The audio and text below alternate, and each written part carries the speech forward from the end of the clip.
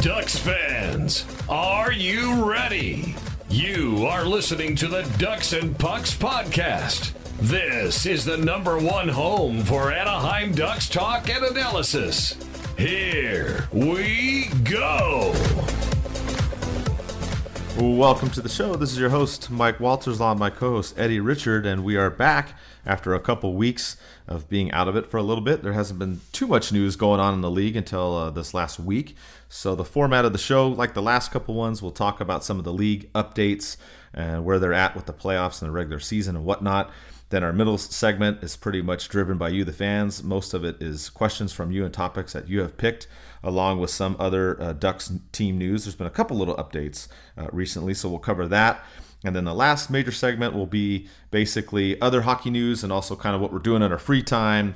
Obviously, as we're all still in this stay-at-home mode as of right now. So with that, we'll get started into the show. We'll get into the updates with the league and whatnot. On the last show, we had talked about the President Trump meeting with the commissioners, and they had talked about that the league's goal was, quote, to resume play as soon as it's appropriate and prudent so that they'll be able to complete the season and award the Stanley Cup. And it sounds like that is still the plan. They're talking about playing in August and September. An article just came out recently from ESPN that they're now even possibly talking about playing in July. And it's the only real change, Eddie, that they've kind of shifted a little bit is, as we mentioned on the past show, they talked about North Dakota as a neutral site.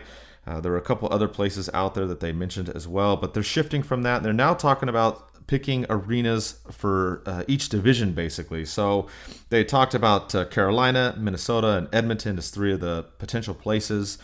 They're trying to figure out the fourth division as well, but they're looking at maybe having a whole bunch of games played in one day at each location, over the course of several days, obviously, because there's 189 regular season games left to be played. But they're looking at this, and this is the new latest thing, I guess you could say. Obviously, every time we talk about this, it changes. So, by the time you're listening to this, it may have changed to something else. But at the time of us recording this, that's kind of the latest and greatest idea.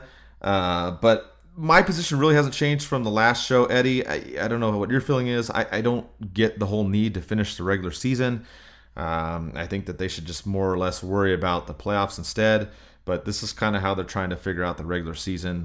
What do you think as far as them moving from neutral sites to now trying to play, division-based games at certain arenas and whatnot?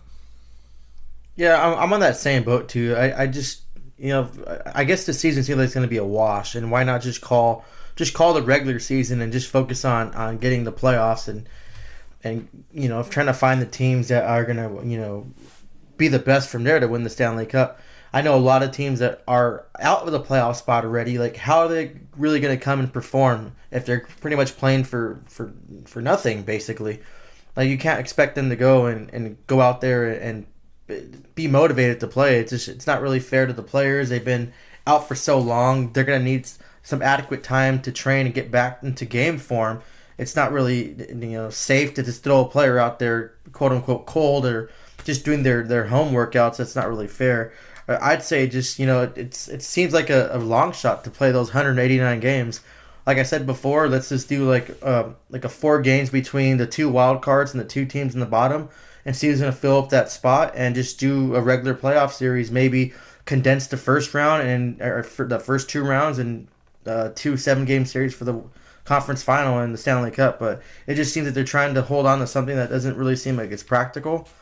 So at this point, yeah, it sucks, but I say just call the regular season and just really put your full undivided attention on getting these playoffs rolling once everything is safe to do so. Yeah, and we've discussed that at length the last 2 shows. So we went over playoff scenarios. Not really going to go over them too much on this show again to beat a dead horse, but we both advocated having an abbreviated type system, which a lot of you have said that as well. We had a poll question too recently, and half of you almost said to keep the playoffs but forget the regular season.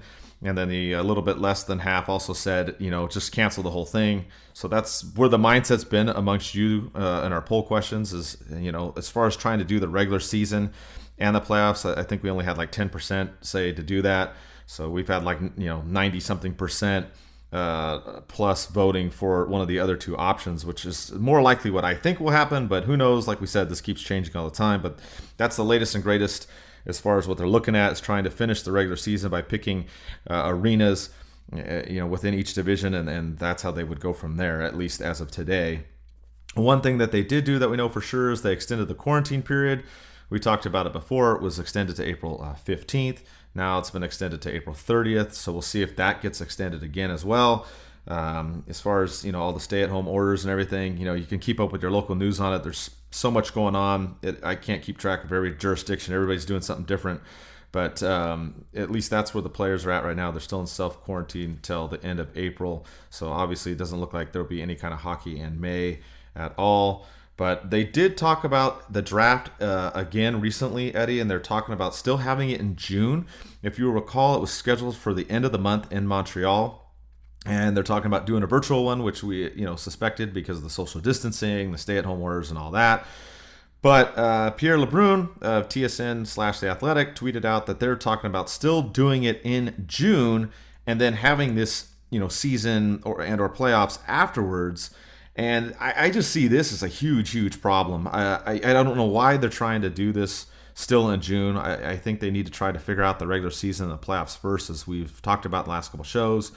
But some of the issues that I see with this is if they do, have it in June and then still finish the season in some form, you have the draft position of the teams, which we've gone over what the playoffs would look like and where the teams would be at right now. But obviously that would change, depending on how the season played out. You also have conditional picks on there that have games played and different attachments like that. Some pertain to the playoffs and whatnot. I talked about Sami Vatanen in the article I wrote, where he's supposed to play 12 games the rest of the regular season, or he's supposed to play 70% of the playoff time, and then that upgrades the pick that the Devils got in the trade. So there's things like that would have to be worked out.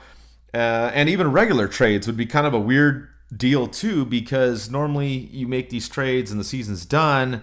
One idea I had was maybe you just trade draft picks for draft picks, but if you're trying to trade players, then what do? Do you trade the player and he goes to that other team after the draft and they finish the season? I mean, that's just kind of strange. Or do you hold on to the player and he's not eligible till the season next year? I mean, there's just too many problems I see with this. I mean, we know there's going to be a draft. We know it's going to be most likely a virtual type one. They're not going to have everybody there gathering. We get that. But I think they're kind of putting the cart before the horse on this report, Eddie. I mean, just figure out the season. Are we going to have it or we're not? And if they're not going to have it, then okay, we can do the draft in June and do what we're going to do. Otherwise, I mean, they're already trying to figure out how to finish the season. Now you're creating a whole other, can of worms, so to speak, of problems of trying to figure out how to do this draft and amend all these rules, because you're going to have to do something if the season comes after it, Eddie. Oh, it's just, there's too many moving parts. It's a big old cluster duck, and I mean that with the F, not the D. It's just way too much going on. I think it's stupid to try to even talk about having the draft still in June and going to have playoffs. It makes zero sense at all. There's, like I said, there's too many things to factor in. And one other thing too that probably people wouldn't have thought about is the draft itself for these players. It's a once in a lifetime experience, and everyone, like these players that go on and have lengthy careers, they always talk about and mention how that was a one of a kind experience and something that kind of, that's part of the game and part of being an NHL player. I'd hate to see them doing a virtual draft or changing it up. If you have to wait and hold off. It's not going to hurt. Yeah, it sucks that we're in this situation. No one asked for it. We can't control, the outcome of things right now, but at least just keep that integrity of the draft and let those draftees have their day and experience what every other athlete before them experienced and have that draft. I think that's one of the most important things, besides all the crap with all the trades and stuff like that. I think the most important thing is for these prospects to get their day. They worked hard, they left their families, and I think they deserve that one day for it to be just their day. That you don't have to worry about making the team, they don't have to worry about impressing. They have to worry about their name being called up, and they can just, they're one step closer to their dream. I think that's really important, and I really hope the NHL doesn't do the virtual, doesn't try to do it in June. Just, let's get the playoffs out of the way first, and then we'll go from there. And stop trying to put one foot over the other too fast. Yeah, I agree 100%. I just think it adds too many problems, and that's you can read the article I wrote on it. Kind of went over it, not in super depth, but I just brought up some of these points as we talked about as far as draft position, how it would change, playing the season afterwards, trying to fulfill these conditional picks, how the rules would work out with that, and trades and all that. It's a lot of problems. And then Eddie brought up a good point too. This is a big day for these young players, and if there's a way to do it, maybe later on. And have a limited crowd, or maybe at least have them the draftees, so to speak, there or something like that, instead of just doing it all online. And they could work that out if it's possible. Again, there's so many moving parts with all the rules and everything out there in the real world going on right now. But definitely they need to do it after the season if they're going to finish the regular season and the playoffs for sure. And I know some of you out there going, well, why is this such a big deal? Why do they keep wanting to finish the regular season? Why do they want to keep doing the playoffs? What's such a big deal? And it was kind of revealed in an Athletic article recently, and it's not a surprise, right? Money, of course. We talked about that. George wrote an article too recently talking about jerseys, right, and how money makes that go round. But this too, money makes the league go round, and the playoffs are a big deal to them. They had an article on the players and their paychecks, and if you don't know, they get 13 paychecks throughout the season, and they were supposed to receive their last one on April 15th, which the players agreed not to take in conjunction with the Players Association. And the reason why is because if they don't have playoffs, they're saying it's an estimated loss of over $1 billion. So this is why there's a big deal for the push for the league. They want to award the cup, obviously, like they do, every year, except we talked about 1919 on the last show, right, when that all happened, the last big pandemic. But they want to keep that going, and that tradition, obviously, is part of it. But that loss that they're talking about is approximately 20% of the revenue for the season, which is crazy. You think about that. And it affects the players because obviously they get their money from the television, right? The different advertisements, us going to the games and buying our tickets and food, right? Overpriced beers that Eddie and I like to pay for, right? All that stuff. So that's a big issue here. And that's why the league is so big on trying to finish the season, because you're talking about losing a fifth of their revenue. And the problem that comes with the players and their paychecks and stuff is they didn't take this last paycheck because if the season's canceled, they would have to give those last paychecks back anyways. And what's unfortunate for the players is they're going to have to give up probably more money than that. It depends on what the league would do. But based upon the article in The Athletic, they were saying that if it's 20% and the players have to give back roughly that much, I mean, that's a tough pill to swallow, especially for players that have big contracts this year, right? They'd have to give up a lot of money.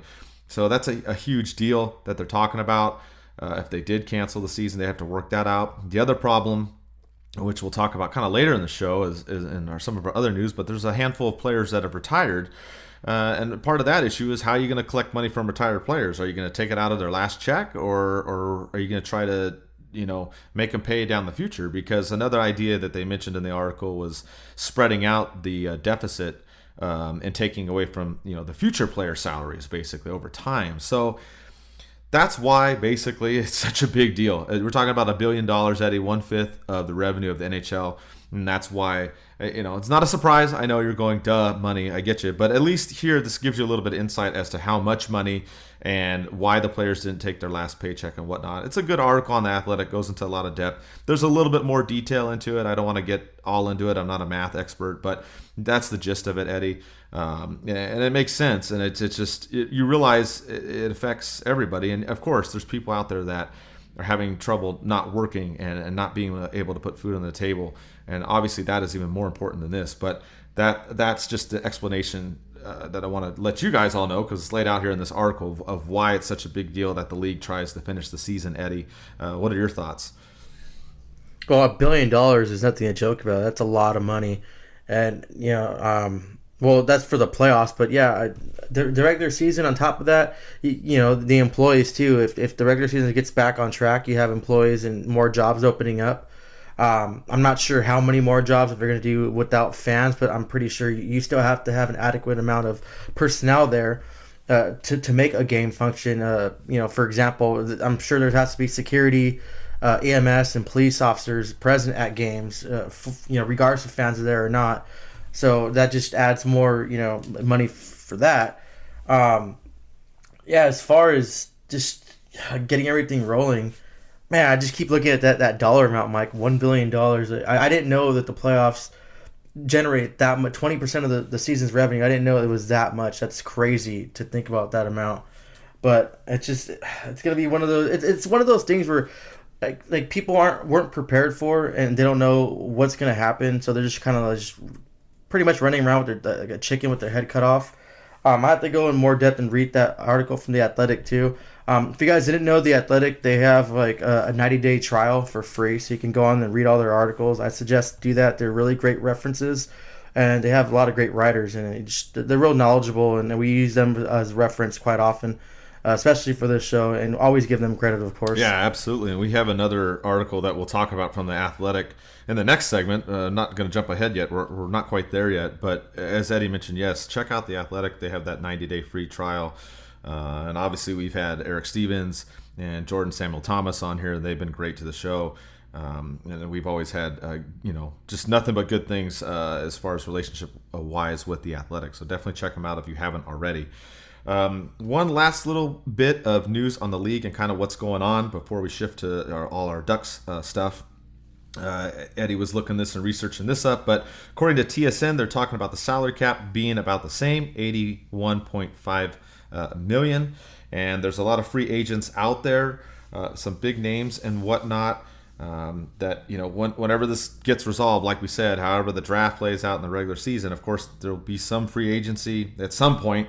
But there's some big names out there. Taylor Hall's on there again. There's a lot of former Ducks on here. Sammy Vatanen, Corey Perry's on here. You remember Kevin Shattenkirk, right? That was the one that was mentioned some trade talks with the Ducks before.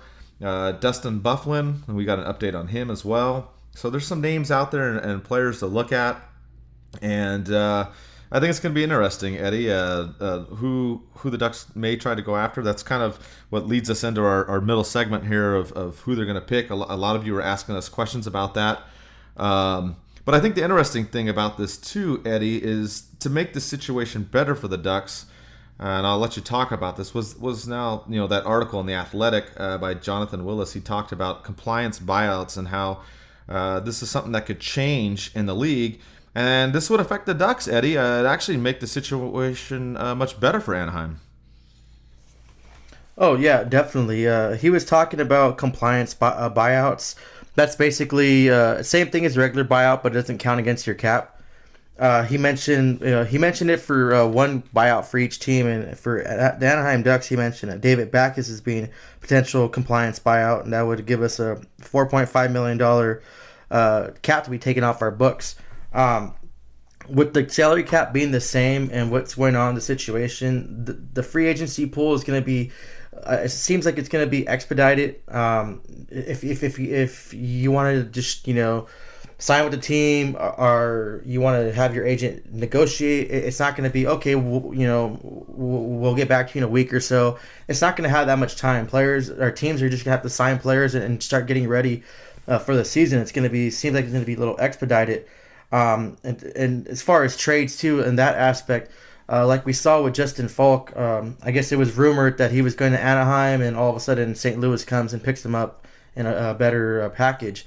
I don't know. I speculated before. Maybe someone leaked it on purpose to get another team, to up their price, or other teams interested fast.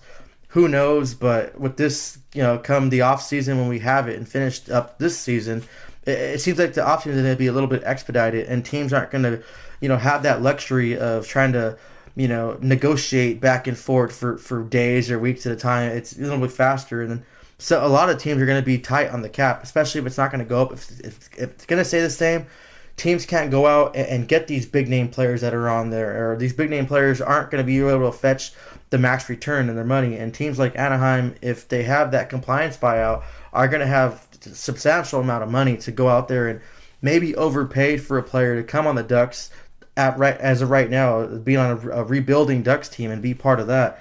I'm not sure how much they're going to overpay, or if they even have to overpay, because I guess a fair salary might be a stretch for some teams too. Now, there's a lot of names on this list, a ton of names. One name that stuck out to me is Spiza. I know the Ducks tried to sign him. They had to put him on waivers, and he got picked up. I'm not sure if they're going to try to go after him. Another one too, regarding Ryan Miller's status. There's goalies on here that are available. So if we bring up Stolars, or if we bring another goalie that can possibly compete with Stolars, and that's a good thing too. But it's going to be really interesting to see how the free agency period is going to work with this coming up. It's not going to be, like I said, teams don't have the luxury to go back and forth with agents. They're going to be so, quick to sign and get the ball rolling and on to the next one. It's going to be a fast-paced thing, and teams like the Ducks and a few other teams that have that extra cap space, it might be something that we might get better free agents than we had in the past that would willing to sign with the Ducks and be part of that rebuilding process. And just because the Ducks have that available cap space, and then hopefully, at the end it'll work out for the Ducks. We'll capitalize on something that was negative. Yeah, and I mean, looking at that, cap space stuff, obviously I defer to Cap Friendly, right? So check out their website. But on there, they have the Ducks listed as having $2.8 million right now as of today when we're recording the show. Don't forget Eves coming off the books, right, with his retirement. He's at 3.1. So now that puts the Ducks at close to $6 million. And then you have Kessler, who still pretty sure he's going to be on the LTIR next season, which is another $6.8 million. So, I mean, you're jumping up there close to $13 million that the Ducks will have in cap space, next season, barring other things happening, of course. But as of right now, that's how it's kind of looking. And then if you add in this Backus deal, if you're able to make these kind of buyouts and have it not count, that's another $4.5 million. So there's definitely some room to work with and pick up some people. Some of you had some fan questions about that. We had Adam.Town that asked, should we get anybody in free agency? We also had David Roca, who asked about Taylor Hall for the Ducks. So I think that they can go out there and get people. Taylor Hall's an interesting one. He's currently making $6 million at Arizona, and then he's basically done with this season and available. But I don't know if they'd go out and get him for that much. That's the one thing. Murray doesn't seem likely to pay for big name players big amounts. I don't know if he will or not. Like we said, he took on Backus's contract, but I'm not really sure if he'll take on a Taylor Hall type person unless he got him at a lesser price. But I definitely think that they should look at some of these guys, Eddie. You mentioned Ryan Miller. He's still up in the air. We don't know what's going to happen with him. He's one of the Ducks UFAs. You also have Delzato, Irwin listed as well. I don't know if both those guys will come back. I would think Murray would bring back at least one of them, maybe both. And then you've got your RFAs that the Ducks picked up, Milano, Juice, and then also Larson. So I think he would try to keep those as well. And then there's a whole plethora of UFAs and RFAs that aren't listed on the roster. A bunch of smaller contracts. Those will get ironed out. Those don't really affect this situation too much because they're smaller deals. But obviously you still have to look at those and take those into consideration too, as well. So I think they could do it. I think they could go pick up someone. I don't know if they would. Like you were talking about, they had the whole Falk thing that went through. I think they might still be interested in a Shattenkirk type player. Remember Derek Grant's on this list, right? He's another one that's supposed to come back. So I think the Ducks should get some players. They have the room, especially if Backus can be bought out under this, proposed thing in the Athletic article. So I would keep an eye on it. Everything's in flux. Obviously, you got to figure out the rest of the season. You got to figure out the draft. I mean, it's kind of early to be talking about free agency, but you guys have brought it up, and then this article came up, so that's why we want to spend a little bit of time on it. And I think overall, the Ducks are in a really good position, Eddie. But I think they should maybe try to target a goalie if Miller doesn't come back. Unless they're going to rely on who they do have down in the minors, as you talked about, and maybe try to pick up a defenseman in this group that they can add to the blue line that kind of got thin lately. That's what I would kind of look at. Is for me, it'd be either defense or goalie would be the spots. Obviously, forward, we've talked about that. You needed added offense, but if they're going to bring back Grant like they talked about, that'll help out. Obviously, that was all before all this craziness happened, but.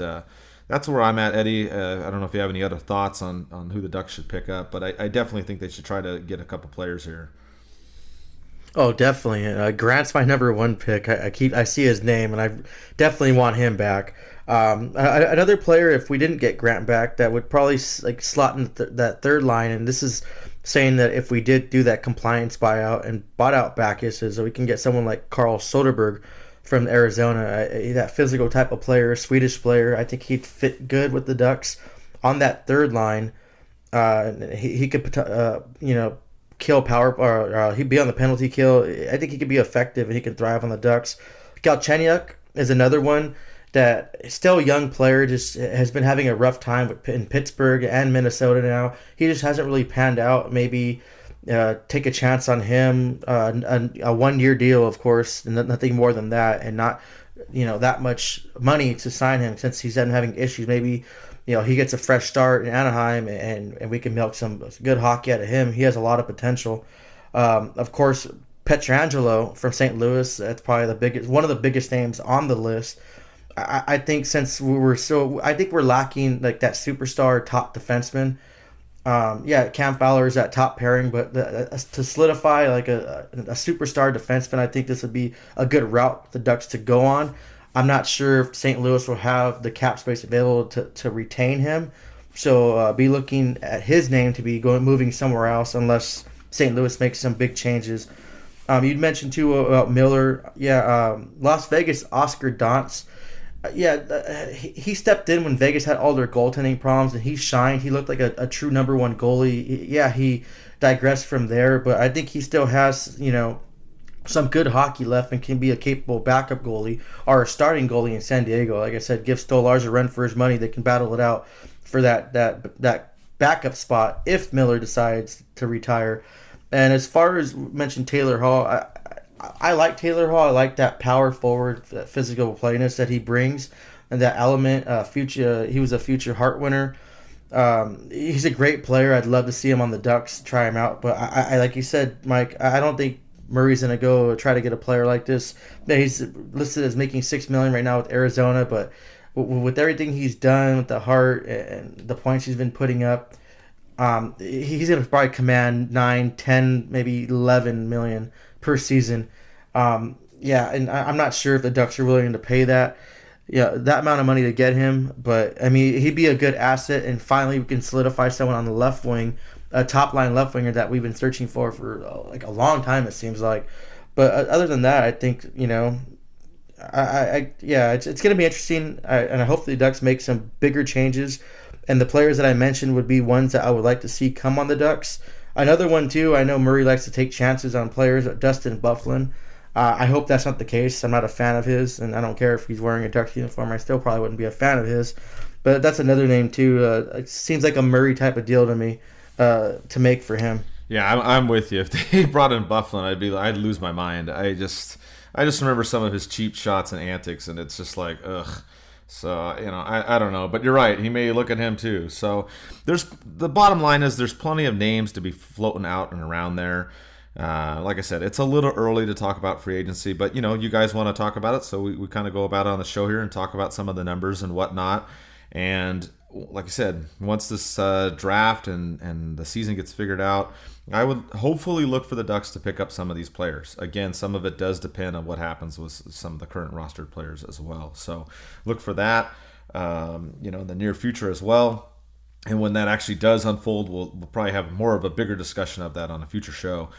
As far as other Duck news, there's been a few other things that happened in the last couple of weeks since the last show, Eddie. Not big stuff, but little stuff. We talked about the online games and whatnot. The Ducks did have one against the Kings. And they had it with some of the legendary players in there, right? They brought back players like Paul Kariya, Teemu Selanne, Chris Pronger, and the Ducks ended up winning the online game.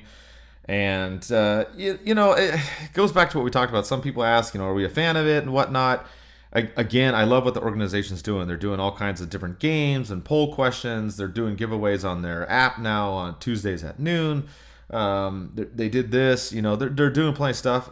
It's just for me, I can't really get into it too much. Obviously I'm glad, it was a simulated game. We did beat the Kings, so, that's always a good thing, of course, right? But I thought the best part really of this was Chris Pronger's interview was hilarious. He really played the part with the water and the towel, Eddie. That was the part that I liked about that simulated game.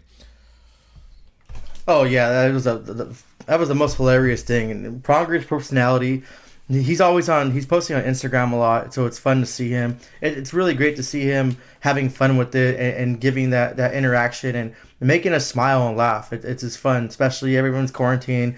I'm sure we're all on edge and we're all just, some days are harder than others. But then seeing him just come out like that and just acting like he just came off the shift, it was just awesome, and it just made it.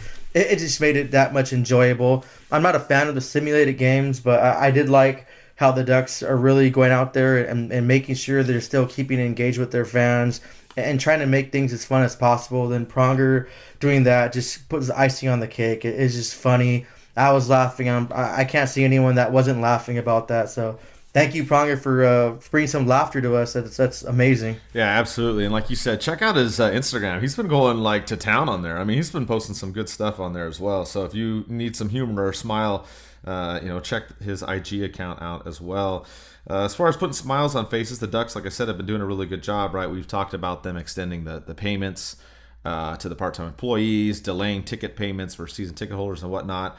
And they're doing some more stuff. They just talked about the players and their significant others. They're now donating meals every day through UCI, which is huge. Another thing going on is the parking lot at Honda Center is being used on Saturdays for the Second Harvest Food Bank in the mornings there, which is obviously another good thing. So they're giving back food in two different areas here. And then you can also get married at Honda Center now. So the city of Anaheim opened that up. We posted one couple that just recently got married there. They were Ducks fans, but you can go there. You can figure it out through the city of Anaheim, but basically you can get married in the parking lot at Honda Center. So some good things there, Eddie. More good news, things that are going on with the Ducks and Honda Center. Oh, yeah, and we posted something on our Instagram account. Two Ducks fans got married, and they posted with their Ducks jerseys, and they allowed us to repost it on DucksNPucks. So thank you and congratulations to Mr. and Mrs. Harrow. They got married recently at Honda Center. They posted their Ducks dedication by wearing two matching orange jerseys with the backdrop of Anaheim, Honda Center behind it. It was cool for a Monday motivation thing. They pretty much made something negative and turned it into a positive. Didn't let the quarantine, kind of get in the way of their future plans. So, both of us, I'm sure we both wish them all the best, and hopefully they can just keep that smile. And always remember that, they got married, and despite all these circumstances, they went above and beyond that and got married and let love win. So congratulations to them.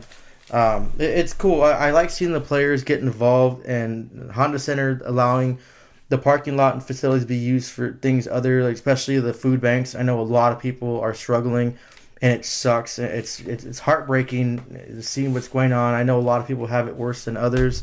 I know a few people that have it worse, so it's just I can empathize with their situation. So, I can thank anyone who's going out there and extending that extra hand, helping out with food, donating me. You can, helping out a friend. I don't care if you giving a friend $5 for gas. You're still doing something to help out someone else in need. So I really commend everyone that does that, including, once again, the Ducks organization and their ownership, starting from them. They just, they're leading by example, and they're just trickling down. And I'm glad to see the players jumping into that, and it's just good to see. And these times right here, we can actually come together. And I always harp on, united we stand, divided we fall. I like the unity that I'm seeing, and it's something positive I can take out of this COVID-19 pandemic. Yeah, I mean, a lot of good stuff, a lot of positive stuff coming out of Honda Center and the Ducks. Another thing that you can always count on for a positive moment, a smile, is Teemu, right? We posted a little video that he did on Instagram. He went in and did the burpee challenge, right? You remember Dallas Aikens issued that out. Raquel posted the video. Some of the other players posted one. And then Teemu did his, right? He only had 8 to do, which wasn't as difficult. But his video was pretty funny because the dogs got involved, Eddie, and I was really laughing. It seemed like they almost kind of got in the way there. But, we posted that, and that was another thing, at least put a smile on people's face. Oh, yeah. That was his dogs, too. His dogs jumping in was the funniest thing in the world. That was the best part of that video. And I mean, Solani, I think that's the most positive person you can. I never seen him upset. When he's playing hockey, that's different. But those emotions are supposed to be there. But I've never seen him just have a bad interaction, have a bad day, or not have a smile on his face every time you see him. So that's pretty cool. And I'm still working on that burpee challenge. My beer league number is 44. I was so out of shape. So I'm up to 27 right now burpees. So I'm working my way up to 44. Then I can post a video. So I'm not going to sit there and do 44 in 3 hours. So yeah, I've been working out a little bit more to work myself up for that. Even though I said I didn't want to do it because it reminds me of a punishment from the Army. And you know what's funny? When I was doing the burpees at my 27, I started off just doing 20 because that's all I can do. So I'm up to 27 now, but I can just hear the drill sergeants and then the back of my head just yelling at us for something, especially something I didn't even do, because I want to say 95% of the stuff that I got in trouble for, it wasn't my fault. I had to do punishment for someone else's fault. And everyone that's been in the military or law enforcement background, they know, you're only strong as your weakest link, and if one person screws up, everyone gets in trouble. So yeah, I still have that in the back of my mind. But you know what? It's fun. It gives me something to do. It makes me exercise, and it helps me more mentally just to do something physical, get my heart rate up. And even though it sucks when I'm doing it, I feel like a little sense of accomplishment after. So I can't wait till I work up to that 44th one so I can post it and actually just do 44 again. That'll be awesome. So stay tuned for that. And then Mike, you have your 88. Yeah, so. I don't know if I'm going to get to that. I've been doing them actually though since Dallas Aikens put it out there. I've been doing a handful, but I don't think so. You want to change your number now? Yeah, exactly. I'm going to cut it in half and just do 8. Actually, that's less than half, I guess. Right? That would be like 1/8. But yeah, it's tough, man. But I have been doing them. I actually have been doing them since that came out. It's actually a good workout when you're at home trying to do some things. When you don't have a gym, like I don't have a gym. So I mean, there's some things you can try to do: push-ups, sit-ups, go for a walk or a run, burpees, right? So some things to keep you occupied. A couple other things too that are coming up that we're doing as well as we talked about the draft earlier in the show and what the league's trying to do. Thomas has been doing some really good articles on the draft, covering the Ducks. He did the 2009 draft. He did the 2010. He's doing a handful of them to look back at the draft picks and whatnot. And Eddie, you're going to do one as well. I'll let you explain it. You're going to do one where you're going to look at a whole bunch of years, but then combine it down into a couple different teams and whatnot. Yeah, so basically what I'm doing is starting from 1993, our first draft ever. I'm excluding the 8 and 9 round picks, so I'm only going to do from 7 and up. But I'm starting with the 7th round pick. I'm getting every player that was selected by the Ducks in the 7th round, starting from the 93, 94. So each one of those 27 years drafts they had, I'm getting every player that was selected in the 7th round, and I'm going to research them, get their stats, and I'm going to put together a starting lineup for each round of the draft. So you're going to have a starting left wing, center, right wing, 2 defense, and a goalie for the 7th round. And then you'll have that same thing, the best starting lineup for the 6th round, and so on. So I've been working on that. It's been doing a lot of research, and I like to write things down as I'm researching them. It helps me retain information better. So I'm not just sitting there and starting to type a fresh article and have to go back. So it's been taking quite a few time, which I have, to research it. But I think it's going to be a fun one. I like to go back and look at players in the draft. So I'm sure a lot of Ducks fans, too, would like to see the history and see which players came from which rounds and see players that they probably haven't even heard of or players that they've forgotten about. But it's going to be pretty fun. One thing I'll leak right now, interesting fact, that the Ducks have never selected a goalie in the 1st round. So that's the little leak I'll give you. And if you guys want to know more, go ahead and read the articles and check out DucksNPucks for more info. But I think it's pretty crazy, Mike, that the Ducks never selected a goalie in the 1st round. That's something I didn't know. Like, I was like, okay, it's been a long time, 27 years. You would think that at least one goalie came to mind in the 1st round, but I looked it up, and no, it's just no goalies in the 1st round were ever selected. That is pretty crazy. I didn't know that either. I mean, I haven't really looked it up, as thoroughly as you have, or gone back like Thomas has and looked up stuff as well. So that is interesting, and we will talk a little bit about the draft a little bit later in this segment. We have a fan question on that too, as well. We still have plenty of other things you guys have brought up, so we're going to work our way through all of them, but. Yeah, I would be curious to see what would happen. I don't think they'll do it this year as far as picking a goalie in the 1st round, but we'll talk about that as we have a fan question later on coming up on that. Another thing I wanted to bring up too is that you found this out too, is that Brendan Ghoulies' brother is eligible for the draft and is ranked 8th amongst North American skaters. So there's something to check out and see where he ends up going. Eddie, I thought that was interesting. Yeah, and it was really cool about Brandon Ghoulies talking about his younger brother. I guess he left when his younger brother was 11. He went to go choose a career in professional hockey. So he didn't really get that time spent with him. So he's enjoying it now when they're quarantined. They can work out together and spend that brotherly quality time that they missed out for. And it was a good article written by the Goals staff. So it was a really good article. He talked about how he's going to give him guidance for the draft, but he wants him to kind of, get his own path and have his own experiences, not just kind of like, be that much an influence, but he's just going to be, he's pretty much going to be a brother to him, a big brother. So that was really a fun story to read. Check it out. We'll repost it on DucksNPucks from the Goals. But it was interesting. I didn't know his brother was eligible. I didn't even know he had a brother, to be honest. So it's cool that he's there kind of mentoring him and letting him just get his own path to the NHL. It would be kind of cool if the Ducks selected him.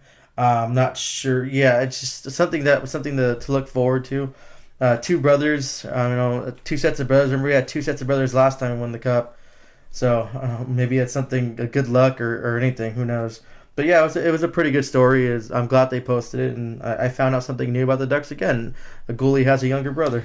Yeah, and that's another name to look for in the draft and see where he ends up. Like you said, if he ends up on Anaheim and you have two brothers on there, look out, right? We had the Niedermeyer brothers from before. I'm not saying that the Ducks will automatically win a cup, but hey, it could be a good omen, right? You never know. One other little thing Thomas wanted me to mention. I talked about some of the goalies and some of the players that the Ducks signed on the last show. You can go back and listen to them on there. And we talked about their entry-level contracts and how they're all starting basically next year. I talked about Dostal. His was listed this year, but his should slide. He is a candidate for that because he didn't play in 10 games, right, in North America. So he's going to also be in that group. So just a little update there just to clarify that on the last show. There was a little bit of confusion when I talked about Dostal. So he'll also start, even if obviously the season does somehow get finished miraculously. I doubt he's going to play in 10 games at the end of this year. So he should slide over. Just a little kind of housekeeping item from last show. But we'll move along here. A couple other things to talk about before we get to all your fan questions. We got a bunch of topics to discuss from you guys, which has been awesome. We appreciate it, and everybody listening out there. But another thing that came up, Eddie, you found this. We're talking about TSN. They're talking about what if they had an NHL Most Improved Player Award. So I thought that was interesting if that was something, because the other thing that got delayed is the NHL Hockey Awards, right, that take place in Las Vegas. Hopefully they're going to have that show too. There hasn't really been an update on that, but obviously it was postponed. It wasn't canceled. So I think it's an interesting question. And if you're looking at, putting it towards the Ducks, I think the one like you were talking about on here was Ryan Getzlaf. I think he's, did really well this season. Obviously last year was kind of a whatever season, but if you're talking about one that's been really improved, you're talking about Anaheim, that's one that I would really look at. And I think it's an award that maybe they should consider adding. Oh, definitely. Yeah, I think it's pretty cool. The most improved player, I think players that have a down season and come back and thrive, I think that's something special and should be celebrated. Not like a participation, good job. No, it's something, obviously they worked hard, and on the off season they pretty much sacrificed their summer just to get better. And I think they should be, kind of rewarded for that. To jump back up. It's hard to climb out of a hole when you're down so deep. One player too that just came to mind right now I wanted to mention was Josh Manson. I think he steadily improved last season from the season before that. Noticeably a different player, brought that more physical type back to his game. Fortunately, he got injured, but I think he was having a way better season than he did the season before. Another one too, Mike. I talked about this before. I talked to Dan Wood about this, and he didn't think it'd be a good idea, but I think they should bring like a playmaker award to the NHL, a primary, not secondary, like a strictly primary assist award. I think to make a perfect play is really hard. I'm not a good passer at all. I'm a better shooter than I'm a passer, and I've been trying to practice when I played hockey before quarantine to get better at passing, because I think it's one of those skills that, I think sometimes it's a little better than scoring. I've scored so much in my life where if I make a perfect pass or just a solid pass, I kind of just take that to heart a little bit more. It's just because it's a little bit more crafty. I think the NHL should bring something like that. I think it'd be fun. A lot of these playmakers, deserve some more recognition for the things that they do. I'm sorry for the Ducks fans that are upset right now. I was just thinking of Getzlaf drop passes. I'm not talking about those kind of passes. I'm just talking about, solid passes to, pretty much, those playmakers that make it so easy where, Joe Blow, nobody could be in front of an NHL goalie and score with some of these playmakers of putting the puck right on your stick. Yeah, I agree. I think some of those awards would be things to look at. Having a most improved player and then having someone as a playmaker award. It's always good to add some more. I always felt the award show was kind of short on how many awards they gave out, and that they could always make room for a couple more. So, it's definitely something to consider. And I think it's funny when you talk about Getzlaf because you get all kinds of different opinions. Some people are like, nah, he's not doing as well, or he's not the playmaker he was, and yada, yada, yada. But it's kind of interesting because you listened to the John Scott podcast recently, and he was talking about Getzlaf not being Hall of Fame material. And I thought that was kind of interesting, and I think some of you out there may debate this. Some of you may say yes, and some of you may say no. But I look at it. I mean, yeah, he won the Stanley Cup early in the career. Granted, that was a team led by Pronger and Niedermeyer and Solani and Jaguar and all these other players. He wasn't obviously it wasn't his team, quote unquote, back then, right? Because obviously he wasn't the captain. He was new in the league. But, I mean, you look at his stats. I mean, he's been in the league 15 years. He's played just over 1,000 games, and he has almost 1,000 points. I mean, it's not like he's any slouch, 274 goals and 691 assists. So that's, I think, a good topic. I might have to put out a fan poll and see what people think about it, Eddie, as far as him being a Hall of Famer. I mean, I would think that he would get over 1,000 points. He's got at least one more year with the Ducks. I think he can get 35 points, obviously. He hasn't had a season less than that. Even back in 2005, 2006, he had 39 points. So I think that he could still be one of those to be considered for it. But what do you think? I mean, you listen to John Scott and what he said.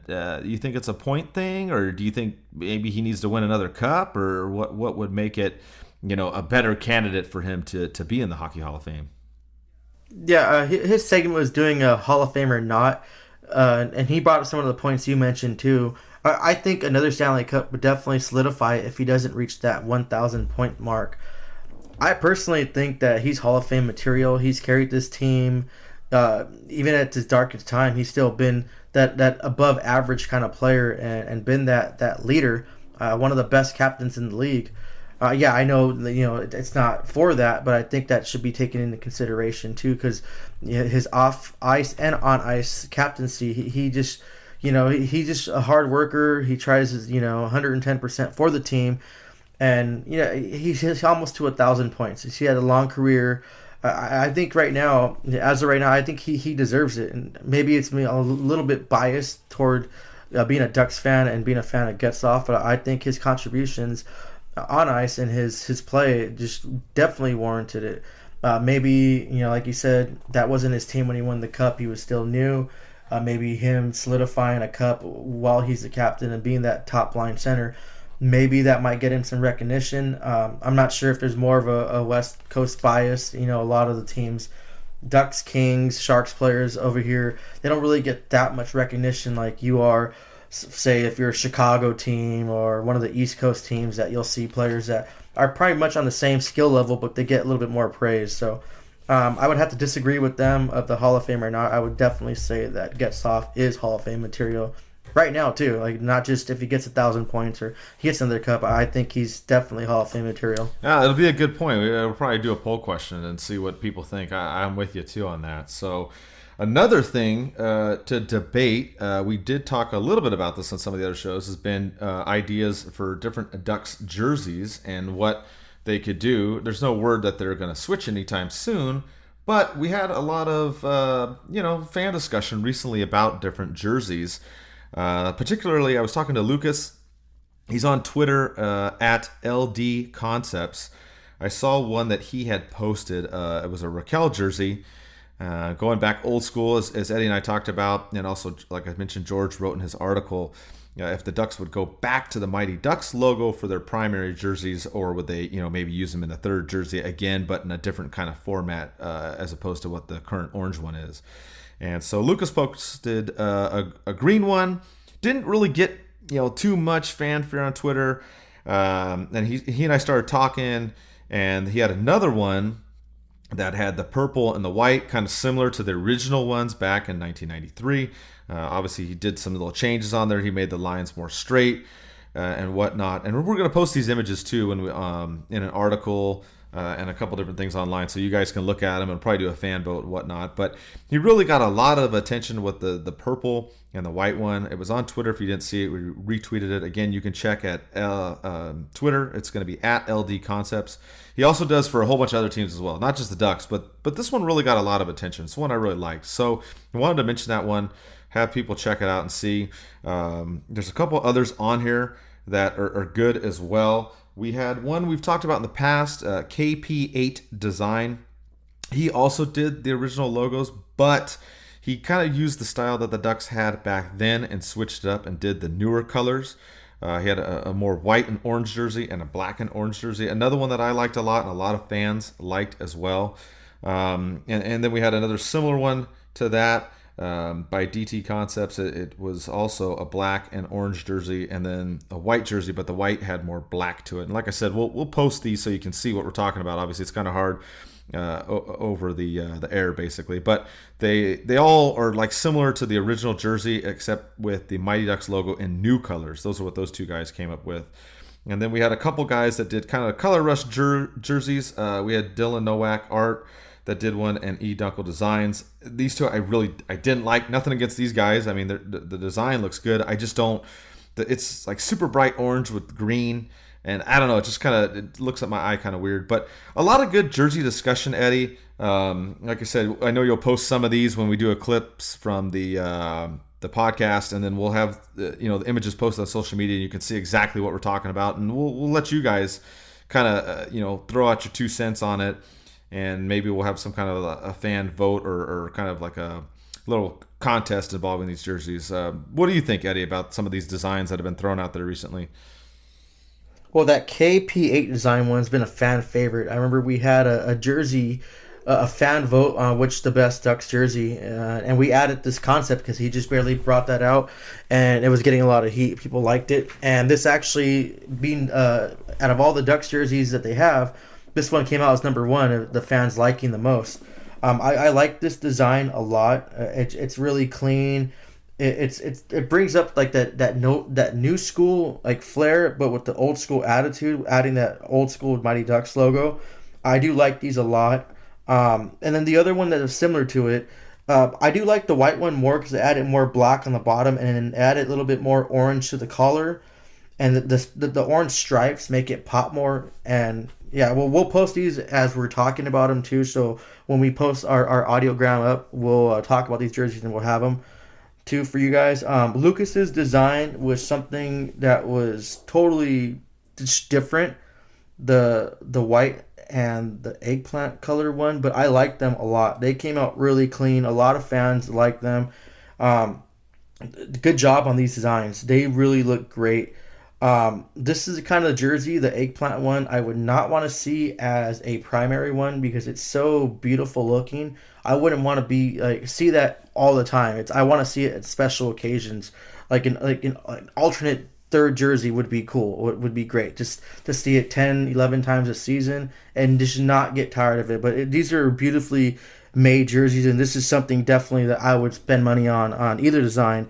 Obviously, I like the eggplant one a little bit more, eggplant color one more, but I think these designs are really what the fans want, and I really hope the Ducks would try to transition to give the fans something they want, and at least to go back a retro. You don't have to do anything with it, just get back the old school colors. But this design that he did, I liked it a lot. Really great work. It's just so beautifully done. Yeah, I like Lucas's too. I especially the white and purple. I would buy those in a heartbeat. I think they look great. Great retro look. So it's just something we've been discussing lately. There's no official, anything about them changing. But they're going to change the jersey down the road again sometime, right? So there'll be something coming. But, maybe they'll look at these and maybe they'll consider them. So it's just something to talk about. And we'll have some more articles on them or at least social media posts or whatnot so you guys can look at them and, you guys can weigh your opinions and tell us what you think. We have a couple more fan questions that we'll handle, and then once we do those, we'll wrap up with some other hockey news to finish out the show. Digging into these, we had a lot of questions from Instagram. We appreciate all of your responses. We had Brian Xbox. He asked, how do you think Zegras will pan out with the current coaching staff?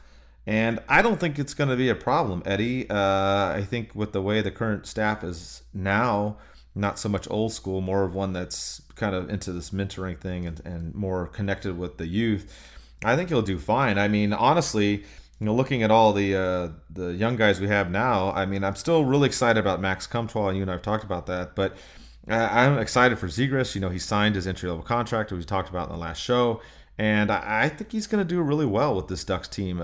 If it's not full-time next season, but, down the road, whenever he starts officially getting going. But I mean, I'm really big on this guy. I'm looking forward to how he pans out. And I think he'll do well with this coaching staff. Oh yeah, definitely. I guess that coaching staff isn't, especially Akins. He's not as a shut the hell up and do what I say kind of coach. He's more of a mentor. He's not your friend. He's still an authoritarian figure. But he's more just, he wants to get the best out of you, and he understands that in today's society and youth, they don't respond to what things that old school players might respond to. Some players have different personalities, and some players don't react to that. I'm the type of person you can scream in my face, and I seem to react more to that. I don't get offended by it. It's not going to hurt my feelings. I was in the Army, trust me. I would serve with guys where... it's sad to say, but they're getting screamed at and they're sitting there crying. I'm like, dude, what are you doing in basic training if you can't get someone yelling at you? But I understand that it's a different society and how things are done these days. I'm not that old. I feel like I'm old. I'm only in my early 30s. But I just, you have to just be a little bit more patient with the youth today. And I think the same coaching staff, they have that same goal down in San Diego, and to kind of make the transition easy. They're kind of similar in coaching styles and staff. So when you do get that call up, it's not going to be a culture shock where you're learning something completely new. It's going to be kind of the same routine, just a little different coach teaching it. I think he'll do great. I think he'll do great and all of our other rookies that are going to come up and either play for San Diego. They're going to have to thrive down there in their system, and when they get called up for the Ducks, it's going to be that easy transition. Yeah, you still have to come and prove yourself, but it's not going to be like, hey, you make one mistake, bye, you're done, getting screamed at like that. It's going to be like, hey, well, here's what you did wrong. I want to see you do this next time, and they're going to see if you can bounce back and you can retain the information and you can go out there and better yourself and learn from your mistakes. And the most important thing that I was always taught is, once you make a mistake, try your hardest never to make that same mistake twice. Yeah, absolutely. I agree with everything you said, and I think he's definitely one to watch. And we had another fan question too, kind of similar, I guess. Also talking about like the prospect pool and whatnot. It was _9, and he talks about do we, the Ducks, have the best farm system in the Pacific? And I think it's an interesting question because, as I always talk about this, every fan of their team feels their prospects are the best, so we're always like, oh yeah, we got this guy and that guy, and this guy's a superstar, and this guy is gonna be an MVP, and et cetera, et cetera. And then as we talk about, sometimes that does happen and sometimes it doesn't. But I don't really look at the other teams so much, so it's hard to say. I mean, I look at the Ducks and I'm really Steele, Terry, Jones. We've talked about Comtois, and now Zegras added into the mix. And there's a laundry list. There's a bunch of great players in there. So I think the Ducks do have a really good farm system. As far as the best in the Pacific, I don't know. I don't study the other teams as much. But I think, Eddie, you have some insight on this. You were reading some of the articles on The Athletic, what they thought. I think the Ducks are up there. If they're not number one, they're definitely one of the best in the Pacific. Yeah, well, I read Scott Wheeler's article in The Athletic, and I also read another one that said the same thing. I totally forgot what outlet. I'm not going to just try to speculate. But I want to agree with Tim. Unfortunately, it's not going to be the Ducks in the Pacific. It's going to be the Los Angeles Kings, I'm sorry to say that. I feel sick to my stomach. I'm probably going to throw up in a little bit later. But, like, they have like 23 different players, and a lot of them have the potential to be, future NHLers with the pool they have, leading with Alex Turcotte. He's a really great, versatile forward. He can either be that first-line center or solidify a second-line spot. He's looking to do some damage. They have Kilioff. Was described as a dynamic scorer. He's one of the second best scoring prospects. A great shot, and then it goes down from there. They just seem like they have more NHL ready players that can contribute more than the Ducks do right now. Not saying the Ducks have bad ones, because they have a lot of good prospects, and you never know with these. You can have Turcotte just be a bust. You can have someone like Zegras be a bust, and then have someone that was a Joe Blow nobody drafted in the 7th round come up and just start tearing it up. So these things are still one of those things. But basically, reading his article, he's really in depth. He goes through every single team. The Ducks are ranked number 6, by the way, on his thing, and he breaks it down really well, and he puts a lot of work into it. I read the Ducks portion, I read the Avalanche portion, I read the Sharks portion, I read the Hurricanes portion. So it just, I'm not really big on the prospect pool. I don't really dive too deep into that. That's more Thomas's expertise, our subject matter expert on that. But it was good question. Thank you for asking it. It made me kind of just dig deep and kept me up a few more hours last night too, just reading more and more of these articles. But I'd have to agree with them saying the Ducks don't have the best in the Pacific, but they do have the best in the it's not number 1 in the Pacific, but they do number 2. His ranking of 6th, I maybe disagree with it. I think the Ducks are a little bit higher in their prospect pool ranking, so that's one thing I have to disagree with. I'll have to go and read, the other ones, the ranking 3, 4, and 5, things, etc., and see which other teams, and I can just move from there. But I want to say, his one, great article, and I have to agree with them saying, unfortunately, it's going to be the Kings. But you know what? As long as the Ducks are just right there behind them sniffing, it's not like Ducks and Kings are right there, then or Ducks and Sharks are right there, and stupid freaking whatever are last. So I mean, we still have some talent, we still have a lot of potential, and like I said, you can have Joe Blow, Mr. 6th, 7th round pick, come up and be your next superstar. You never know. So it was a good read, and like I said, it's free for The Athletic. I'm not trying to sell you on it. Keep reading our stuff too. Ours is free. But yeah, it was just a good tool to use. I had the time to actually dive down and see these prospects. So it was actually cool to actually get to know other teams' prospects and stuff like that. So I have a little bit more, expertise in my belt. Yeah, I agree 100% with you, and I think if we'll hit up Thomas and have him write up one comparing the other teams if he wants to do that. But yeah, I usually defer to him. He really is on it when it comes to the draft and prospects and whatnot. So I'd go with what Scott Wheeler says too. If he says the Kings is the best one, then it probably is. But I know the Ducks is pretty good. So if we're not number 1, I still think we have a strong farm system, like I said from before. So. We'll look for those younger players to come up and see how they do next season, which is another question we had from S.Elder67. He asked, do you think the Ducks will be better next season? And he also talks about when will hockey come back, which we kind of talked about. We said that they're trying to get the season back in July, but we don't know, 100%. Obviously, we talked about that all in the beginning segment of the show. But as far as the Ducks are concerned and them being better next season, I do think they will be better next season. I think with this youth that's coming in, we'll see what happens at obviously the draft whenever that does unfold. But I think this team is going to be in a better position next year. You have Dallas Eakins has a full year under his belt, even if those last 10, 11 games aren't finished or whatever. He still basically has a whole full season now. I would consider NHL experience. I think he's gotten a little bit better. We've been hard on him a couple times on the show. He's made some little questionable calls here or there, but overall, we like the job that he's done. And the Ducks have tried to do some things. They've tried to make some moves. I think part of this we'll have to revisit after the free agency as well, like we talked about, to see if the Ducks are going to go after some of those players. As we mentioned, if they get Derek Grant back, as we said, I think would help. If they pick up a defenseman, as we talked about, we mentioned the whole Falk and Shatterkirk things that they tried to do. And some of the names that are also out there on that list, there's some big names in free agency this summer. So I think they can do better. And I think if they can pick up, my biggest concern is the defense. If they can pick up a solid defenseman, a top 4 guy, whether they trade or do something in free agency, I think that'll really help this team even more. But overall, I do think the team will be better next season.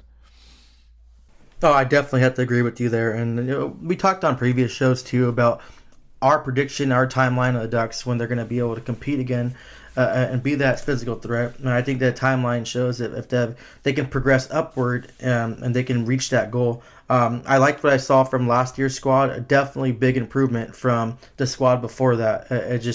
They still were in the bottom of the barrel, but we saw flashes of greatness. We have a lot of our youth that were plugged in and given more opportunity and given more chances to go out there and prove themselves. I think they're doing fine. You saw flashes of greatness from them too. They went, even though they weren't putting up points like crazy, you can just see the hustle, the speed, that no quit mentality from a lot of the youth, and I like to see that. They have that hockey experience under their belt. They have that NHL experience under them already. They got their feet wet. I mean, just think of this. I want to use this as an analogy that when you're a little kid and you want to go swimming, but you don't want to jump right in the pool because it's really cold. You just stick your feet in there and slowly get in. I think that's the best way to describe what our youth are doing. They get their feet wet. It's hard to just jump in that water knowing how cold it's going to be. Unless you're rich and have a heated pool, but that's another discussion. But like I was saying, back on track, I think it's going to be a better season for a lot of our youth, and you'll see players like Troy Terry, Max Comtois, just step up and elevate their game a little bit more. They already have their feet warm. It's time to just get back in the pool and start swimming those laps and to thrive up. Ducks have a lot faster, so if we could just plug in some needed players via free agency, especially on defense, and hopefully, knock on wood, we don't get that injury bug. We had it for a few seasons. Hopefully we can get a break from that. I definitely think that we can be even a hell of a lot better team than we were last season. But to answer your question, it's definitely going to improve next season. I agree. It should be a fun season whenever this season finishes, if it does, and whatnot. Like we said, so many things are in flux right now, but I'm definitely excited to see what will happen with the team next year. Whenever that unfolds. We'll take one more question here, draft related. We have also from Instagram, we have Clancy Schreiber asks, if the Ducks get the 3rd overall pick, who should they take? Again, right, we don't know exactly how the draft order is going to work, depending on how the season shakes out. But for me, it's my one choice that we talked about, because Murray alluded to this player at the Hockey Hot Stove that he had, is Quinton Byfield. That's the one that I keep looking at.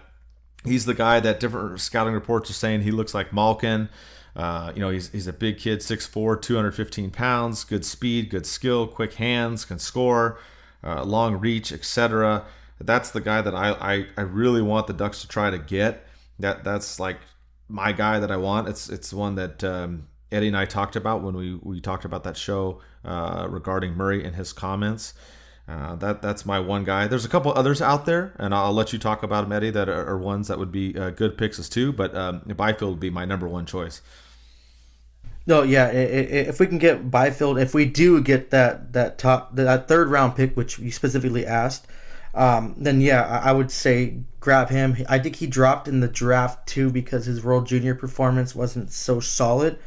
Another one that I read was a Tim Stutzel, a 6'1", 180-pound German. If we did get that 3rd pick and Byfield wasn't available, then I would definitely go for him. He's the top European skater, described as an exciting player to watch with quick hands. They compared him to Patrick Kane. Another media site compared him to Draisaitl. I know it's totally 180 from Patrick Kane, but just to be compared to those type of players, then definitely want to see what he can bring. He's been playing in the Dow League, 34 points in 41 games. So he's a playmaker. I know a lot of Ducks fans aren't going to like that.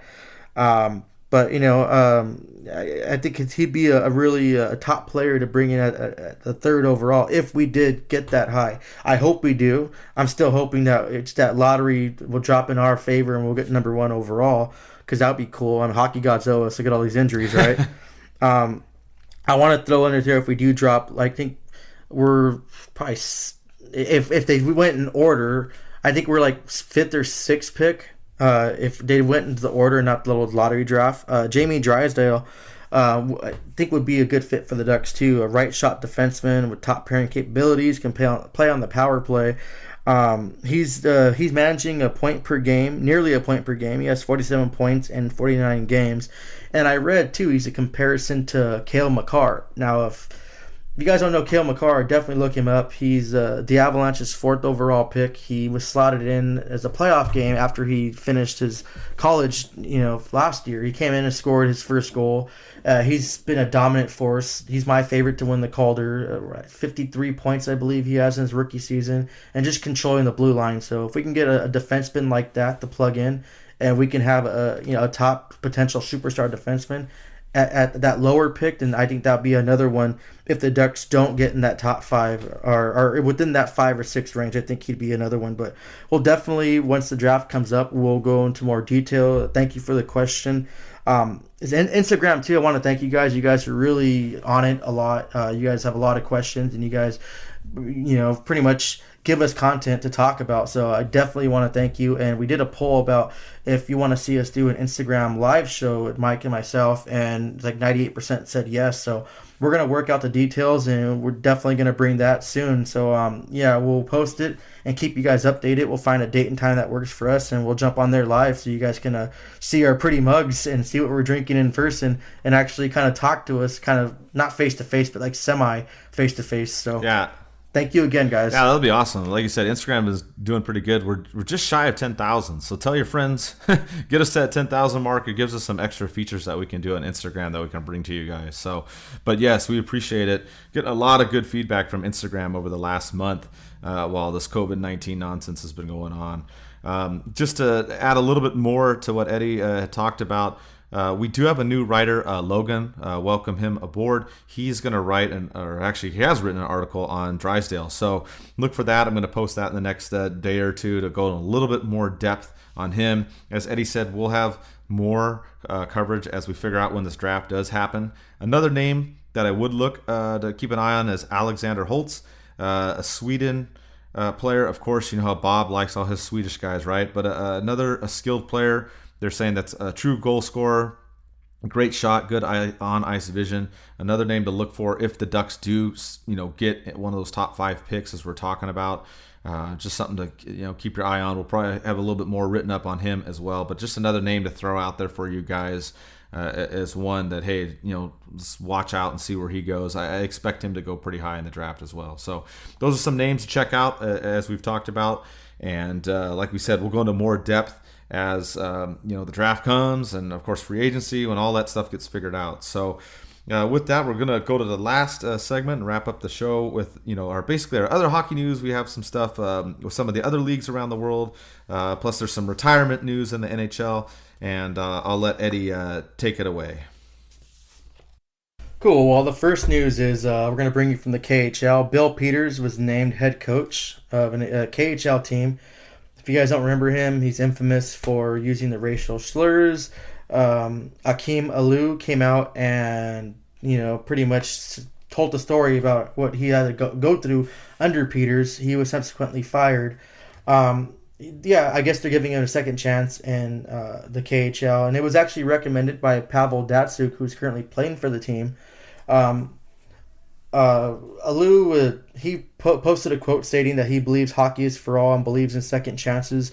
I wanted to share this. It's really unfortunate, and it was disgusting hearing the racial stuff that Aliu had to go through and what Peter said. But I like the fact that he embraces the hockey. I think hockey is about you making mistakes and getting those second chances. And some people were raised differently. Some people, just can actually grow up. No matter how old you are, you can grow into something better and better yourself. And for me, I'm glad that Bill Peters gets this chance to redeem him. Not really redeem himself, but kind of just be a better person. And hopefully, he took some time to reflect on himself, and hopefully he's a changed person from it. I believe people can change, even the worst of us.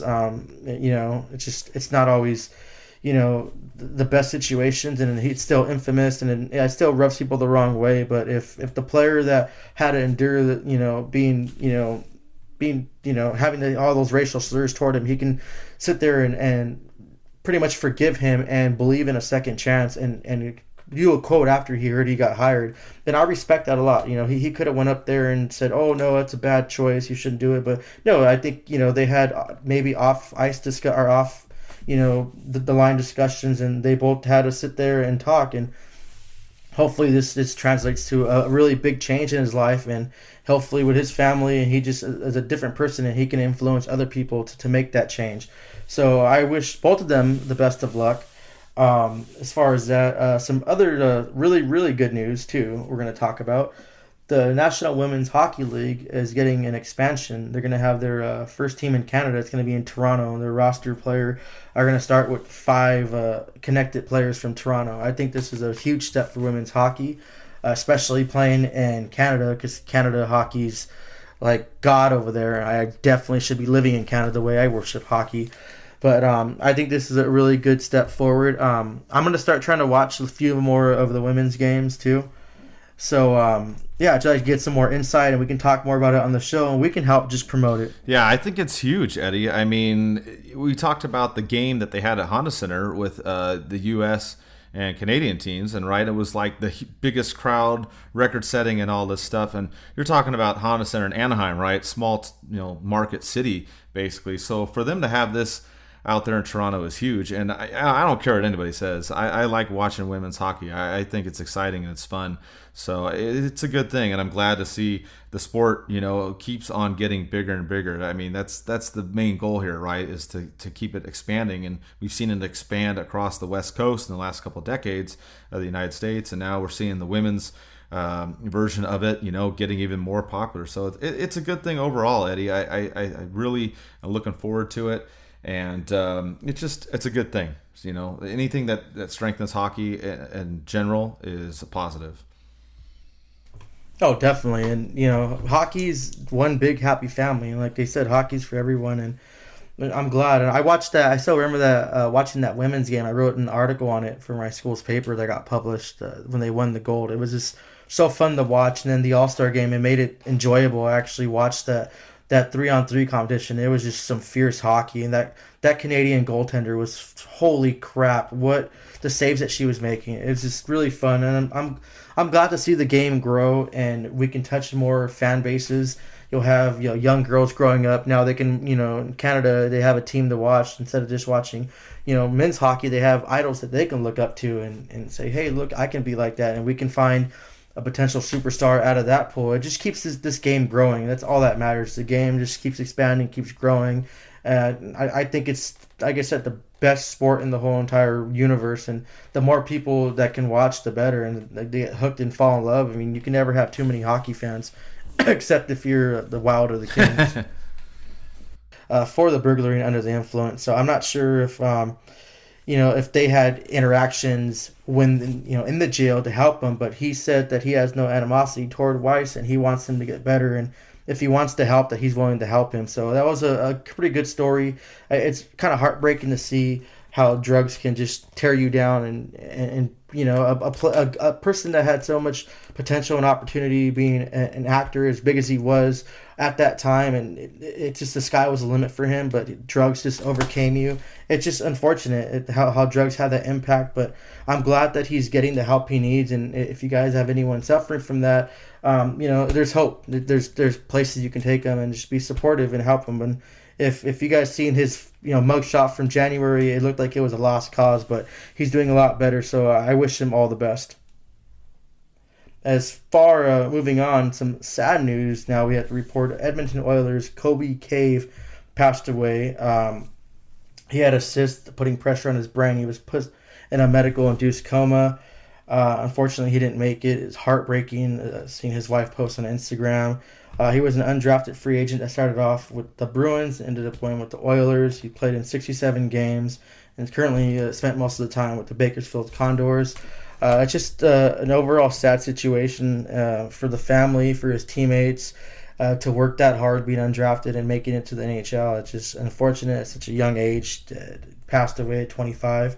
My thoughts and continuous prayers are out for his family and his friends, and I'm pretty sure it's not an easy time, especially in this day and age where you might not have the luxury to get that final closure with family and friends because of the COVID-19 situations. But it's just one of those things you have to just look up and take life, don't take life for granted and live each day like it's your last. So we send our thoughts and prayers out to him. Yeah, the thing that came out of this that was amazing to me, Eddie, was just seeing the line of cars in Canada that they had, just lined up basically honoring him. Like you said, you can't really have like a funeral anymore, right, with a bunch of people around because of the social distancing and all that kind of stuff. But the amount of people that showed up, the videos that were posted on social media, and the outpouring and stuff was amazing. And like you talked about, all the other teams that were making comments on social media, chiming in as well. And it's just obviously it's sad what happened. But the response, it was good to see. I mean, you don't want to have that happen, but and like you said, we send out our condolences too, and just really happy to see all the teams rally around and all the fan support that they had out there for him was simply just amazing. Oh, definitely. It's just like I said, hockey brings everyone together. It doesn't matter what team you cheer for, who you are. You can always just step back and pull your jersey off and just send your condolences and really be thoughtful for everyone else. And like I said, we're one big hockey family, and I'm proud to be a part of it. And like I said, just continuous thoughts and prayers for his family. Moving on to the Winnipeg Jets, the Dustin Byfuglien saga has finally come to an end as they both agreed for a mutual contract termination. He had that drama where he went to training camp, then he just stopped coming, and they suspended him. Then he ended up having an ankle surgery. It's just a big old, I don't know what's going on over there. But it finally came to an end. He's free to sign wherever he wants. I mentioned, his wife on social media has some I think Minnesota is part of her little location. Not sure if she's from there. I think that's a possible destination for him. I might be reading into things a little bit more, but I remember when JT Brown's wife posted something about Minnesota, and I mentioned it he might be going to Minnesota. People are like, oh no, all because his wife posted about Minnesota doesn't mean you're wrong. And what did he do? He signed with Minnesota. So I usually look at little things like that. I know it seems like a Murray kind of move to try to bring him into the Ducks. I wouldn't want that. I don't like the way it went down in Minnesota or in Winnipeg. I don't know if there's anything more that hasn't been, came to light. But just to kind of, to pretty much leave your team, when you come to training camp, it's just that kind of rubs me the wrong way. You have to be a professional about things. He is leaving $14 million on the table from this mutual contract termination. One positive thing too, and classy thing the Jets did, regardless of how bad things ended up or how ugly it got, they still sent him a tribute goodbye video. So that's a good classy thing for them to do. Yeah, I agree. I think the tribute video by the team was a nice touch, regardless of the circumstances behind the whole thing. We don't know the full details, as you mentioned, but obviously some things didn't work out because, they ended up canceling his contract and whatnot. But as I mentioned earlier in the show, I'm with you. I don't want him to come to Anaheim. I'd rather the Ducks try and do a Falk or Shattenkirk type player instead of him if they're going to look at defense. I don't know. I just don't see him being the kind of guy that they should go after, especially with his personality and stuff, and then how much he would cost as well. So there's a lot of reasons why I wouldn't bring him. But you're right. You got to look at those little hints online. Sometimes little things pop up, and you'll see them, and then it happens, when you're talking about looking at the little hints about the Wild. So maybe there's something to that. So, it'll be interesting to see where he ends up going, but I definitely hope he doesn't come to Anaheim. Definitely. Moving on, we'll talk about the Blue Jackets. They recently signed, but they didn't sign Mikhail Grigorenko. I butchered his first name. My bad. Oh, well. I guess they announced that it was a 1-year deal worth $1.2 million. 25-year-old was selected 12th overall in 2012 by the Sabres. he didn't really reach his potential with the Sabres, and he was part of the Ryan O'Reilly deal that sent Ryan O'Reilly to the Sabres, and he went to the Avalanche. He still wasn't really a big factor in Colorado and ended up signing with the KHL. He's been having success over there. He scored 52 points in 55 games last season and leads the league with playoff goals before it got stopped with 13. The NHL rejected this due to a misunderstanding with regards to the filing window. They plan to file again July 1st when the window is open, so look for him to make a comeback. And some of these players, I wish them the best when they make their return, and I hope he can find a home. And the Blue Jackets, it reminds me of a player like Duclair, who just bounced around from different teams, and he finally found his home and his niche and in Ottawa. So I wish him all the best. Some retirements I want to talk about. Chris Verteeg retired from professional hockey. He's a former 5th-round pick by the Bruins. He played in 643 games, scoring 358 points, 149 goals, 209 assists with the Hawks, the Panthers, Flames, Leafs, Flyers, Hurricanes, and Kings. So I wish him all the best. Andrei Markov has retired from professional hockey as well. He's a 6th-round pick by the Canadiens in the 98 draft. He played in all 990 games with one team, the Canadiens. Just 10 short of that 1,000 game mark. So I spent the last 3 seasons in the KHL.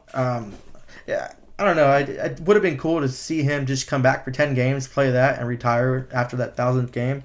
It's a big milestone for players, but I guess it was his time, and he was ready to do it, so I wish him all the best in the future. And another one that some people might not really know, but Tony Martinson retired from professional hockey. He was a former 7th-round pick for the Anaheim Mighty Ducks. He played in 6 games, scoring a goal and an assist. Scoring a goal and assist. And then he had a couple back-to-back 50-point seasons with the Cincinnati Ducks. So a former Duck, I wish him all the best, and good luck on all 3 of their retirements. Yeah, the key thing about these retirements is I want to see what this whole paycheck and how the season winds up, because like we talked about earlier in the show, or any other future players, right? There's going to be some other guys that might possibly retire if this thing keeps dragging out, decisions aren't made, right? We talked about Ryan Miller as another name, so I wonder how it's going to affect players that are, connected to the NHL. With their contracts and whatnot. It's going to be interesting. I wish those guys all the best of luck that retired. Good for them, but I hope that the league doesn't try to come after players that, decided to hang it up this year and then are like, hey, you played this last year here or there or wherever, and we're going to try and take some of the money that you should have gotten. So it'll be weird to see how that gets worked out. But with that, we're kind of winding up the show, I guess. The last little bit here we'll kind of just talk about is what you're doing in your free time. We've been watching a lot of movies, Eddie and I have. He's got a movie Facebook page up that I know he'd like to talk about, and we've seen a couple movies. We both watched A League of Their Own, or rewatched it, I should say, so that was a good one to check out. I actually watched Django for the first time. I hadn't seen that, which I thought was hilarious. There was a lot of killing at the end of that movie, a lot of craziness going on, but it was entertaining, so I've been watching a bunch of movies. So is Eddie. We're talking about some video games too. But I think the one thing we can agree on is we need some more hockey movies, right, Eddie? Oh, yeah. There's not nearly enough hockey movies. And I've been lobbying for, kind of a Willie O'Ree-inspired type of movie, even though he didn't have that much significance, playing-wise, but just that color barrier was the most significant thing. I think someone can make a movie about, not necessarily a full documentary on his life, but, just kind of make a movie about a black hockey player breaking into the NHL. And I'm pretty sure it was hell for a black player back in the day to pretty much come into a sport, in all sports. They made a Jackie Robinson one. They made a few other ones, like Remember the Titans. It just, I think a good hockey one would really help the development with hockey and bring people of, black or Hispanics or people of, different backgrounds could see, how hard these players work and how special hockey is. And yes, unfortunately, you still deal with racism in today's society. It's unfortunate. And in hockey too, which it's really sad to hear. But I think a good movie based on that would really go far. And I think even non-hockey fans would want to see a movie about someone breaking the color barrier, especially coming from hockey. And hopefully that is in the make soon. It's nothing, I haven't read anything about it. I just been hoping that someone would step up and make it. But definitely need some more hockey movies, and not movies like Goon, like legitimate good hockey movies. Team Lasani movie would be awesome. Like, Totally. That'd be really great. Yeah, he could play himself. He looks young enough to play his young self. So little CGI stuff and perfect. Not even that much CGI, but yeah. I do have a Facebook movie page, RGT4's movie page. I just pretty much put movies I watch. I get a little trivia on it, give my little score. I watch a ton of movies. I started watching Ozark on Netflix. I didn't really want to watch that at first. I wasn't sold on Jason Bateman being this drug dealer and stuff. But it's different. It's your typical American family that just their husband works for the drug cartel laundering money. And Jason Bateman was a great actor. The acting in that Netflix series does it too. Like, the plot's great, but the acting's even better. It's 3 seasons, but they're only 10 seasons each. I binge watched it in a weekend, so it was really good. I'm looking forward to the next season, but it's something that if you want to kill the time, go ahead and do. I watched that Detective Pikachu movie because I like Ryan Reynolds, and he's been on a rant lately on social media everywhere, so it's cool to see him. But it wasn't that bad of a movie. I liked it. It wasn't bad, and just Ryan Reynolds. It seems like Pikachu and Ryan Reynolds were meant to be. It's just cool. I was still waiting for like Deadpool to come up somewhere and chop someone up, but no, it didn't happen. But it was a pretty good movie. But yeah, definitely check out that Ozark on Netflix. Yeah, I've heard good things about it. I haven't seen it yet, but I've been looking at Netflix too a little bit, Disney Plus. Even played a little bit of video games lately, which I haven't done in a long time. I went back. I was talking to Thomas about this because we're Final Fantasy fans. So if you have an iPhone or an Android phone, you can go on there and buy some of the games that have been remade. They're role-playing games, basically. But they're a lot of fun. They can take up your time. So that's one thing that I've been looking at, too. And I think, Eddie, you've been playing a couple video games as well?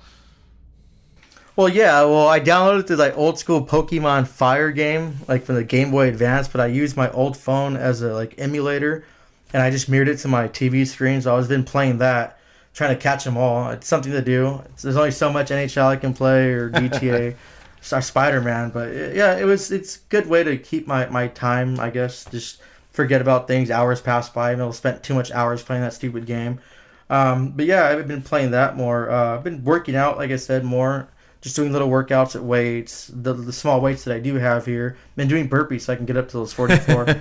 So just I'm barely gonna do my change out my wheels on my skates and put my old school wheels so I can skate outside, so I can do some skating because I really miss skating.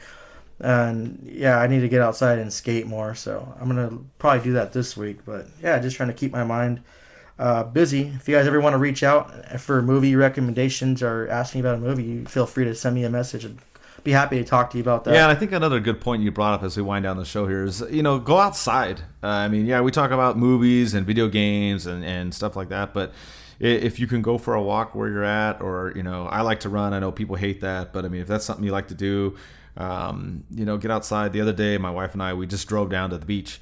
And we didn't get out, but we just drove down. We drove up and down the coastline, and then we came back. It was good just to get out and do that for a little bit. So do something to help with your sanity. And like Eddie and I have talked about, if you ever want to talk, about anything, or you're struggling, we're here for you. We're more than happy to talk about it. And I've already talked to a couple people that have been dealing with stuff and trying to help them out as best they can. So. Like I said, with that, we'll wrap up the show. A couple quick little announcements here. We did have Chris V21 on Instagram ask about giveaways. We are going to be doing more giveaways. Those will be coming out. I don't know exactly what we're going to be doing specifically, but we'll be having some stuff that we'll be posting again. We also have our Fantasy Hockey League that we're going to give away prizes to, even though the stuff's been suspended. Eddie worked that, so thank him for doing that. We'll get out some prizes to those of you that finished in the top of the league as of right now. We're just going to go ahead and give away stuff for that. We still have our Patreon website up. We're still with Cool Hockey working, doing the gift cards each month, so that is still going as well. We also got more Ducks and Pucks hats in stock, so you can check on tpnhockey.com. Also Ducks and Pucks t-shirts as well. And I'm working on some other stuff. I don't want to mention it yet until I know that it's done, but I'm working on some other products as well to help out different communities and whatnot. So look for that as well. And like we said, we'll keep trying to do a show, maybe not every week, but every week or two, just depending on what's going on out there in the world. And like we always say, stay safe, stay strong, be kind.